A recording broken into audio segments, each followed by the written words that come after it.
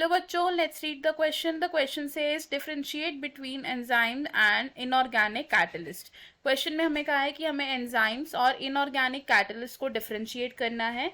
So let's see the key concept here. In this question हमारा की concept क्या होगा? The key concept over here is enzymes and inorganic catalysts. तो अगर हमें एंजाइम्स और इनऑर्गेनिक कैटलिस्ट को डिफरेंशिएट करना है तो हम दो कॉलम्स बनाएंगे. फर्स्ट कॉलम में हम लिखेंगे about enzymes and in the second column हम लिखेंगे अबाउट इनऑर्गेनिक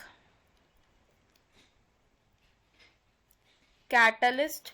फर्स्ट पॉइंट जो एंजाइम्स और इनऑर्गेनिक कैटलिस्ट को डिफरेंशिएट करता है दैट इज कि जो एंजाइम्स होते हैं ये प्रोटीनेशियस स्ट्रक्चर्स होते हैं,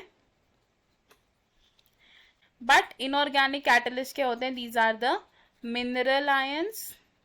second point of difference between enzymes and inorganic catalyst is कि एंजाइम्स का जो मॉलिक्यूलर वेट होता है वो ज्यादा होता है, यानी कि दे हैव हायर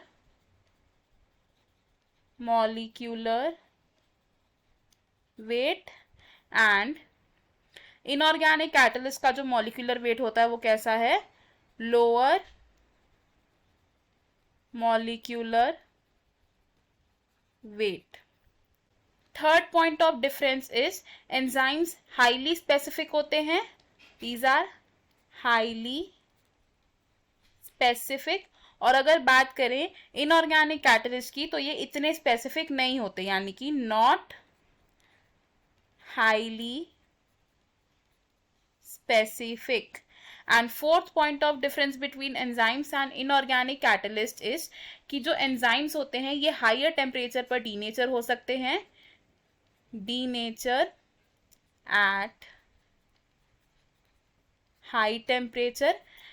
लेकिन कुछ एंजाइम्स ऐसे हैं जिन्हें अगर हम थर्मोफिलिक ऑर्गेनिज्म से आइसोलेट करते हैं तो वो हाई टेम्परेचर पर भी फंक्शनल रहते हैं.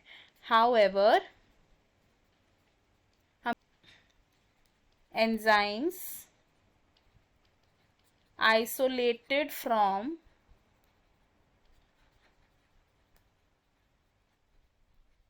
thermophilic organisms remain functional. लेकिन जो इनऑर्गेनिक कैटलिस्ट होते हैं ये एफिशिएंटली वर्क कर सकते हैं एट हाई टेम्परेचर, यानी कि ये डीनेचर नहीं होते एट हाई टेम्परेचर.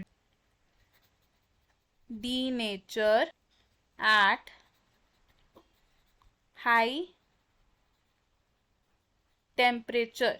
नाउ अगर एग्जाम्पल्स की बात करें तो एंजाइम्स का एक एग्जाम्पल क्या हो सकता है हमारे पास? एंजाइम्स का एग्जाम्पल इज एटीपी सिंथेज.